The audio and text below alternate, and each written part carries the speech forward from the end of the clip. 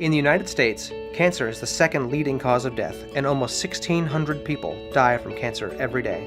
Chemotherapies are one of the most common cancer treatments, but they are non-specific and can be broadly cytotoxic, exacting a great toll on the patient. What if there was a more refined way to target cancerous cells?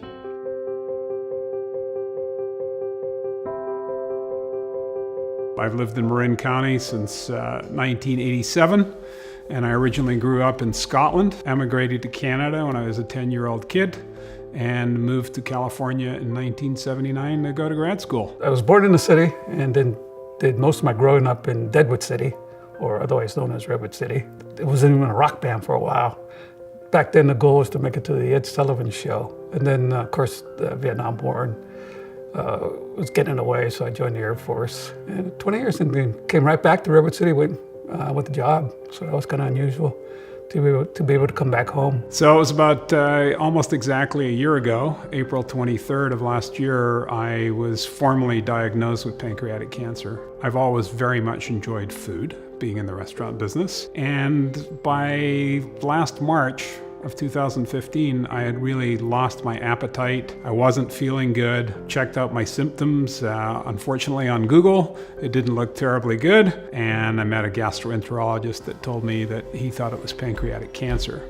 After 10 months, we finally did a blood test to check my liver activity, and it was elevated. So, okay, let's do a CT scan. And they called me right away to come back that afternoon. I said, well, that can't be good. And like an idiot, when the doctor came in, I said, did you find any cats in my CAT scan? He came in with a very solemn face. He says, no, we found a mass on your pancreas. And right away I thought of Steve Jobs, Patrick Swayze, and I thought it was a dead man.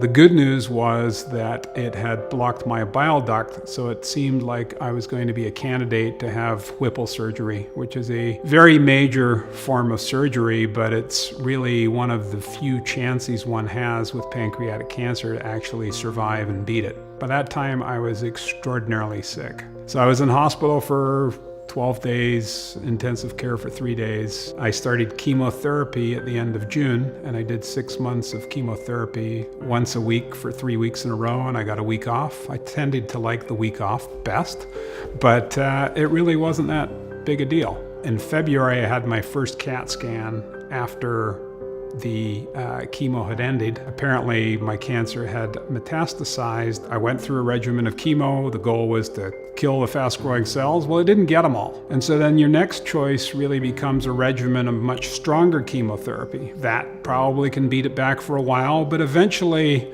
cancer cells are clever. They figure out how to adapt. If you go purely the chemotherapy route, your options can get limited fairly quickly. First of all, I was frustrated because I jogged 3 miles a day, just had fruit for lunch, but I was doing everything to stay fit and everything. So that was the frustrating part. I did what I was supposed to stay healthy, but he was quick to say, but it's on the tail, it's isolated, and I think we can have surgery. And so I had the surgery, went through chemo, radiation, and more chemo, and by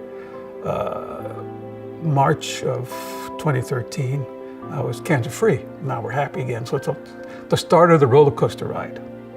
But now I'm good. But then within 6 months, it came back. I was offered all sorts of options. I can do nothing and just let it ride out. I can take the newest, most stringent toxic chemotherapy or some in between. For a year, I took FOLFIRINOX, and it was very toxic, and I had to start dropping some of the cocktails because my feet got numb. So after a year, I had to stop. But the CT showed that the tumor in my liver went away. So we were happy again. It's working.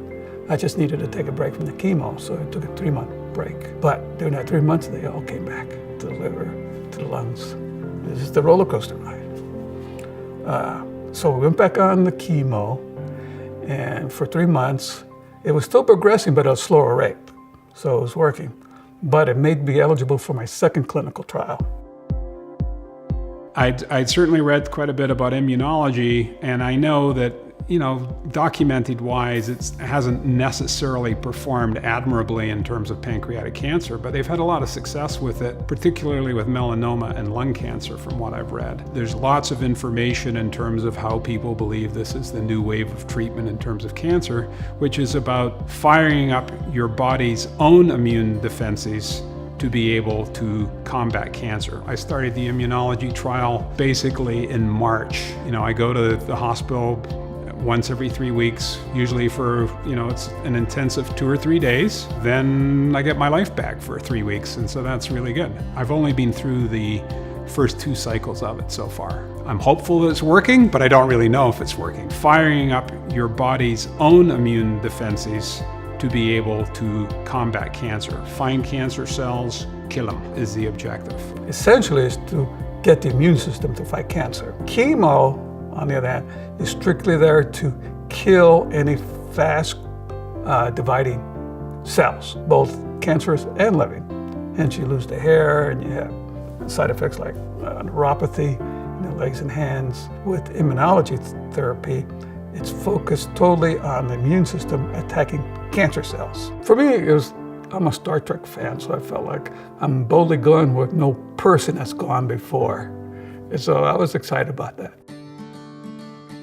First of all, the statistics on pancreatic cancer are not very good. I might be pretty good at beating statistics, and they are only statistics. 2 things. One, it seemed with immunology that there was probably a higher probability, not a great probability, but a higher probability that there was some chance that I could prevail and actually beat this thing. So that's exciting. And the fact is that I love my life a lot, and I'd like to continue to be here loving my life a lot. And so I'm willing to try things. This wasn't the only clinical trial to which I was eligible. There were others, but it was the one that intrigued me more, probably because it was perhaps pushing the frontier of science more than the other choices that I had. The fact that there are companies out there doing research to combat this thing is exciting. So the thought for us cancer patients is if we can last long enough, maybe we'll end up in that treatable column. And that, to me, is a reason to do a clinical trial, because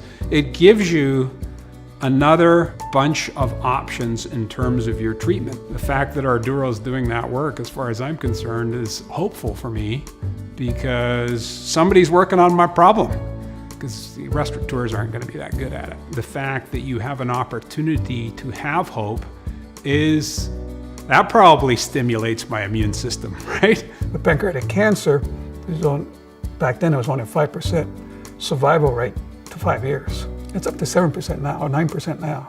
So it's improving with the latest chemo and clinical trials and such. But no, this one is a really tough one to beat. I go to the support group meetings at Stanford and talk about my story and listen to other stories. And we try to encourage each other that there's always hope, no matter what the prognosis is. The alternative is to give up and go away. And that's not an option.